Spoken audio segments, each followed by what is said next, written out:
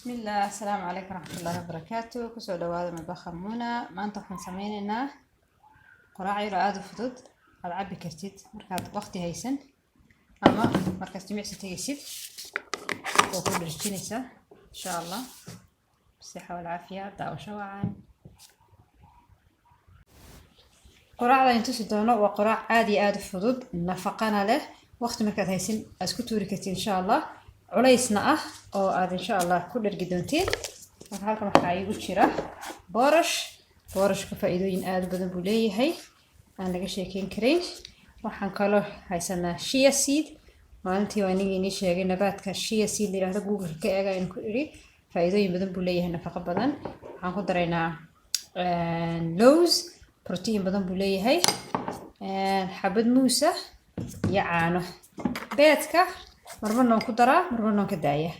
marka maanta kuma darayo insha Allah laakiin inta kale ayaan sameynayaa. So let's go. waxaan ku darayaa halkan 2 malgacadood oo boorash ah, malgacad weyn oo lawz ah. bismillah. sharaabkana waxaad cabi kartaa markaad jimicsi tagaysa xataa.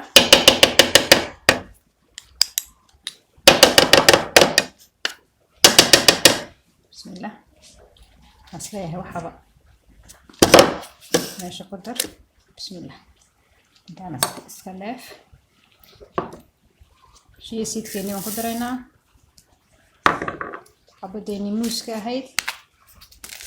بسم الله.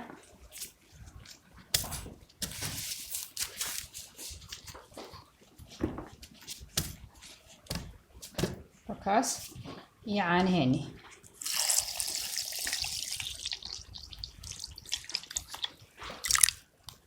intaas ayaan isku shiidinaa insha Allah. saa inii sheegana xabada beed oo ku dar kartiin ama wad ka dayn kartiin.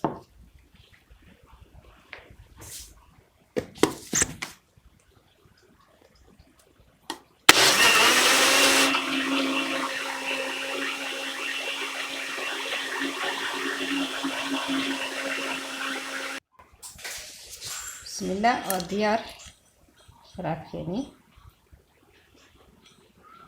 masha Allah. وكاس انت هذا عبتد قراع ومباهنين. بالصحة والعافية.